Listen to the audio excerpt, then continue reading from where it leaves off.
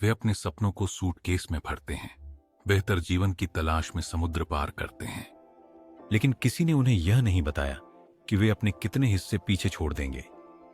चमकदार social media post और परिवार के व्हाट्सएप अपडेट्स के पीछे वहां एक छिपी हुई कहानी है, पहचान खोने की, संबंधों में तनाव की और मन को अतीत में अटकाकर रखने की।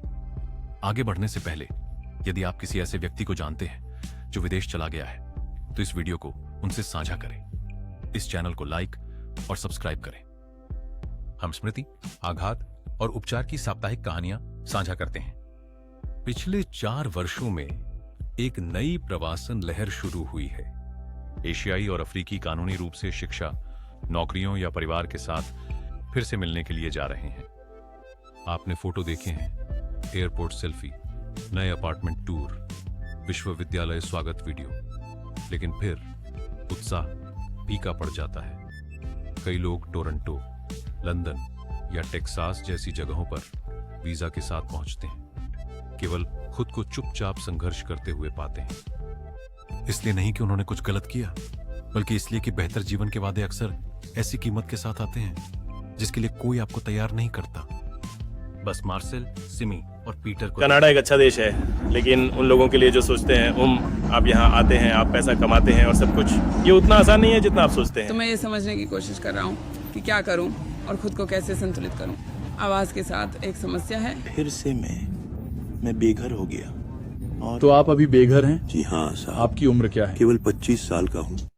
वे उम्मीद से भरे हुए आए थे। आज वे अनिश्चितता के साथ जी रहे हैं। वे नस्लवाद, आवास की असुरक्षा और भावनात्मक अलगाव का सामना कर रहे हैं। कुछ आश्रय स्थलों में सोते हैं, कुछ चिंता को शांत करने के लिए नशीले पदार्थों की ओर रुख करते हैं। दूसरे अपने उन दायरे से बस गायब हो जाते हैं जिन्हें वे कभी अपना घर कहते थे। लेकिन वे चुप रहते हैं। सफल होने का दबाव है, घर पर परिवार देख रहा है, निराशा कोई विकल्प नहीं है और जोड़े के लिए तनाव और भी गहरा होता है। नौकरियां दुर्लभ है, किराया ऊंचा है, बच्चों को देखभाल की जरूरत होती है, तनाव बढ़ता है, प्यार कमजोर होता जाता है और धीरे धीरे वे एक दूसरे को पहचानना बंद कर देते हैं। यहां वह हिस्सा है जिसके बारे में कोई बात नहीं करता। आप शारीरिक रूप से स्थानांतरित हो सकते हैं, लेकिन मानसिक रूप से फंसे रह जाते हैं। इसे संज्ञानात्मक गतिहीनता कहा जाता है, एक मानसिक स्थिति जहां आपका मन उसी जीवन में अटका रहता है जिसे आप पीछे छोड़ाए हैं। अतीत बार बार दोहराता है, दोस्त, सड़कें, भाषा, घर के बने खाने की खुशबू। आप उसे याद करते हैं क्योंकि वह परिपूर्ण नहीं था, बल्कि क्योंकि वह परिचित था। और जब वर्तमान ठंडा और निर्दयी लगता है तो अतीत आपका सहारा बन जाता है। लेकिन यह मानसिक चक्र एक कीमत पर आता है, अवसाद, चिंता, बिना कहे दुख जो आपके रिश्तों को खा जाता है। आप चारों ओर देखते हैं और सोचते हैं, मैं कौन बन गया हूं, मैं कहां का हूं। कहीं भी घर जैसा महसूस नहीं होता।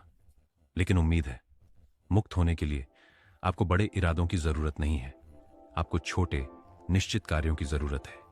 उपस्थित रहकर शुरुआत करें, स्वयं सेवक बने, एक सामुदायिक समूह में शामिल हों, सांस लें, चलें, लिखें, चिंतन करें। आपको ठीक होने के लिए अतीत को मिटाने की आवश्यकता नहीं है, बस इसे अपने दिमाग को बंधक बनाने से रोकना है। यहां तक कि छोटी जीत भी मायने रखती है।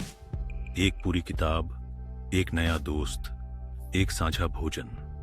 वे नई यादें बनाते हैं, वे जड़ें जमाते हैं। प्रवास केवल स्थान परिवर्तन नहीं है, यह पहचान में बदलाव है। और जबकि यात्रा कठिन है, चंगा होना संभव है। तो अगर इस कहानी ने आपसे बात की, हमारे अन्य वीडियो देखिए अधिक जानकारी के लिए। वीडियो को पसंद करें, एक टिप्पणी छोड़ें और स्मृति, आघात और पुनर्प्राप्ति पर और कहानियों के लिए सब्सक्राइब करें। हम यहां हैं, एक बार में एक कहानी।